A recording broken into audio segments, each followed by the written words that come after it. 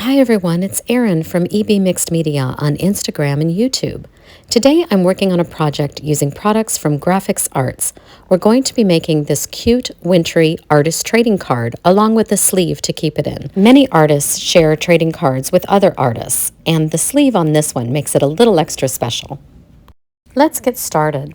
The substrate for our trading card will be Grafix Opaque White Craft Plastic. The standard size for an artist trading card is 2.5 by 3.5 inches. I've already cut a piece of craft plastic to measure 5 inches by 3.5 inches. That way I can get 2 trading cards out of it. I'm starting by using Grafix Incredible White Mask Frisket Kit. It comes with this applicator, which I've dipped in water and now dipped in the frisket. I'm going to tap the applicator, and that will leave some of the frisket in splatters across the craft plastic. Let the frisket dry completely before moving on to the next step. Now I'm using alcohol inks and a blending solution to decorate my craft plastic. I start by putting a few drops of the blending solution on the craft plastic. Next, I'm adding alcohol inks in wintry colors of blues, silvers, and some pink. The pink will mix with the blues, making a beautiful purple color. You can use a blow dryer, a heat tool, or even a straw to move the alcohol ink and the blending solution around the page. I like to use my heat gun because it's not as forceful as the blow dryer, but moves the color around better than the straw. This is a trial and error process. Keep adding your alcohol ink, your blending solution, and using your heat tool or blow dryer to move the color around the page. Once you're satisfied with how it looks, you can then add your silver metallic alcohol ink. This will give your card a really nice wintry sparkle. Once your card is completely dry, you can use the eraser that comes with your frisket kit to remove the white mask frisket. You can also just rub gently with your fingers to get it off as well. This gives a really nice effect of snow falling. I like to round the corners of my artist trading cards using a corner rounder. It's certainly not necessary, and if you do want to do it, you don't need a corner rounder. You can simply use scissors. Next, I have some cute starburst stamps, which I think resemble snowflakes. I'm stamping them onto the card using Archival ink in Garden Patina. It's a very subtle effect, but it adds layering and depth to the piece. Now I'm stamping on a botanical using Archival ink in black. To make the botanical stand out, I'm going over it in black ink. I later went back and used my silver Signo Uniball pen to trace the botanical again. This just really made it stand out on the page. Now I'm adding a number stamp in black ink just to give more interest to the page. I'm randomly stamping the numbers all over the card. I'm adding a piece of collage paper to the card. This just happens to be a sticker with silver accents, which really matches the card nicely. I'll use this as the base for my sentiment. To embellish the card even further, I'm going to use Grafix Metallic Silver Shrink Film to create some three-dimensional snowflakes.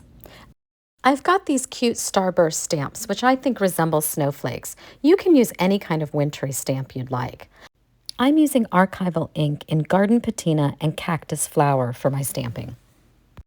Here you can see how small these will become once they're shrunk down to size. Aren't they cute? An alternative to stamps would be to use Posca pens or alcohol ink markers to draw your own snowflakes. I'm using an acrylic block with my stamps, and I'm going to be stamping 2 different sizes of snowflakes close together. Here's the larger one in blue, and next to that I'll place a smaller starburst or snowflake in purple. I'm also going to do a few of them individually as well. Next is time to cut out the snowflakes. You can just use simple scissors for this task. I'm sort of cutting around them, weaving my scissors in and out to give a scalloped edge around the entirety of the snowflake. In this case, I'm keeping the 2 snowflakes together as one unit. Now it's time to apply our heat tool. You can shrink film in your oven as well, but I find the heat tool to be much faster. Note how the shrink film starts to curl up.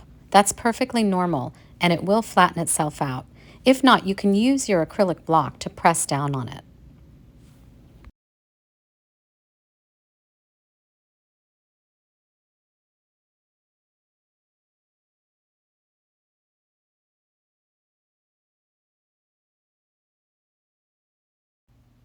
I'm going to affix my snowflake to my trading card using Artist-Tac adhesive. Peel back the protective backing on the sheet and you'll notice there's very small dots of glue. Place your item in between the two sheets and then burnish it to get that glue to affix to the object you want to attach, in this case the snowflake. And then simply affix it to your card. Now it's time for us to make an envelope or sleeve. I've created a template that measures 4¼ inches by 5¾ inches. I've also measured 1/2 inch in on the right side of the page and another 1/2 inch at the bottom.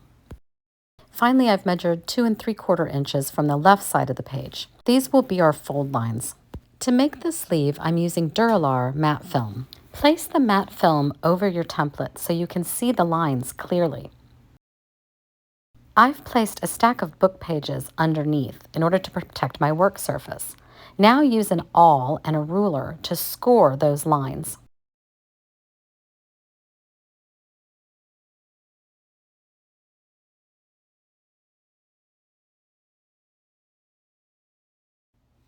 Now fold along all of those score lines.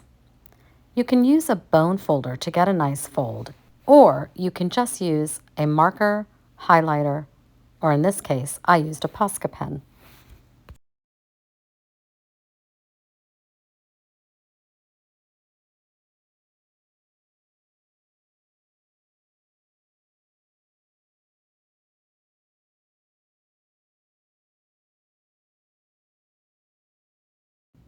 Using scissors, cut away that excess material under the score line on both the left and right sides.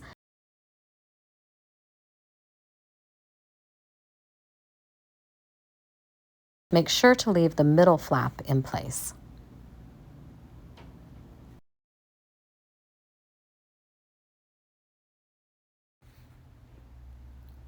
Now cut the edges of the flaps at an angle.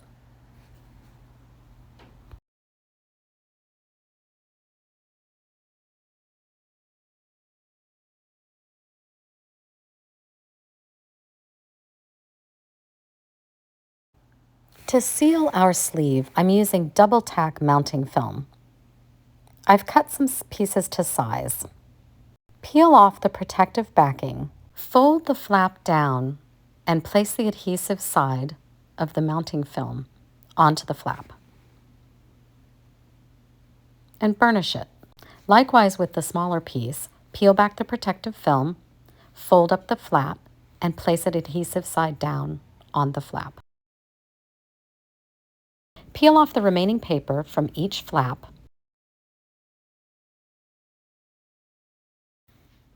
Carefully fold, making sure that the flaps are tucked to the inside of the sleeve. If you have excess, it's easy enough to trim that off with scissors. Use your bone folder or marker to press down your edges once more. I like to use my quarter rounder to round the top corners of the sleeve.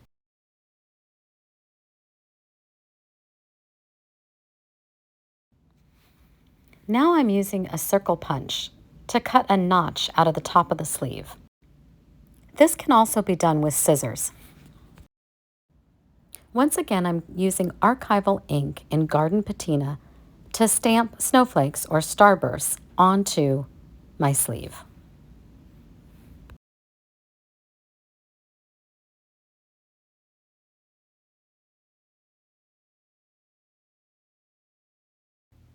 I'm going to embellish my sleeve using Artist-Tac and a small strip of craft plastic that I decorated earlier.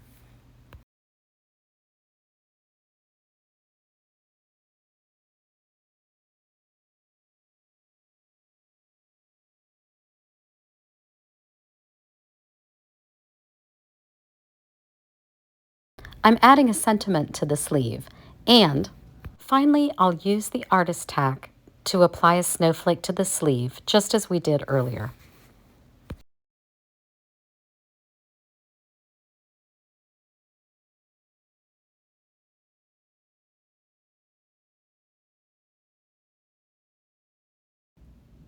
And there you have it, our artist trading card with matching sleeve.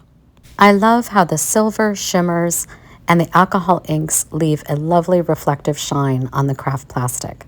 I hope you enjoyed this project. If you'd like to see more of my work, you can find me on Instagram and YouTube at EB Mixed Media. That's EB_Mixed Media. Thanks.